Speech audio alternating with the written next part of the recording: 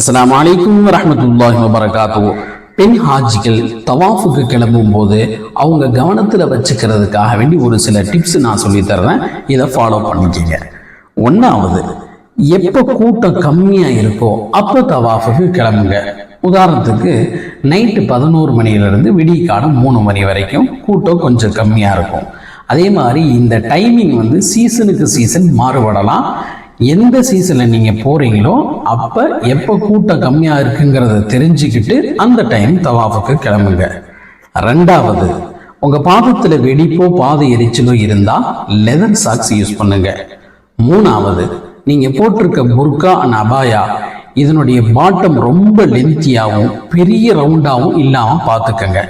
ஏன் அப்படின்னா பக்கத்தில் நடந்து வர்றவங்க உங்கள் அபாயாவை மிதிச்சிட்டாங்க அப்படின்னா நம்ம கால் தடுக்கி விழுகிறதுக்கான சான்சஸ் இருக்குது.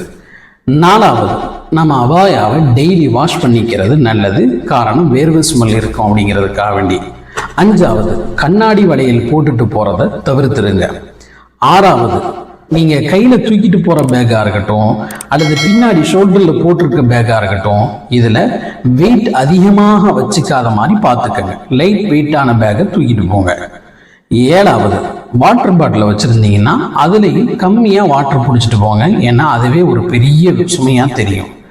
லாஸ்ட், உங்களுக்கு நீங்கள் தவாஃப் செய்யும் பொழுது ஏதாவது மூச்சு திணற மாதிரி நீங்கள் ஃபீல் பண்ணீங்க அப்படின்னா அப்படியே வெளியே கொஞ்ச நேரம் உட்காந்து ஆசுவாசப்படுத்திட்டு அதுக்கப்புறம் நீங்கள் தவாஃபை ஸ்டார்ட் பண்ணுங்கள். அல்லாஹ் தஆலா நம்மளுடைய அமல்களை அங்கீகரிப்பானாக. ஆமீன்.